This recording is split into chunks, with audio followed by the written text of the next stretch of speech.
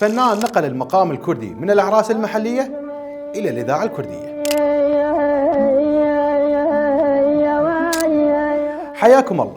خداداد علي كريم السويرميري هو فنان ومغني كردي من خانقين، يعد من أبرز فناني الغناء والمقام، وله تأثير كبير في مجال الموسيقى الكردية التقليدية. ولد عام 1912 في قرية علمدار التابعة لقضاء خانقين.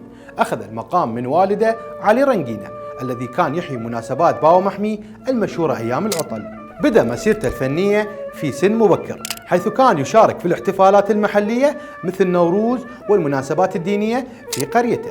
وفي عام 1947 انتقل إلى بغداد للعمل في الإذاعة الكردية، حيث قدم العديد من الأغاني والمقامات الكردية.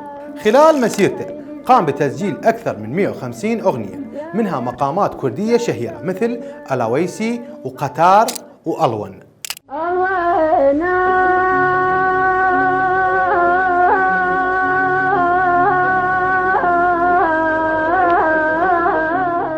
توفي خداداد علي في 19 شباط سنة 1987 في خانقين، ودفن في مقبرة علمدار، تاركا إرثا فنيا غنيا في المجال الغناء والمقام الكردي. وأنتم تحبون الغناء التقليدي أم الحديث؟ كتبوا لنا بالتعليقات.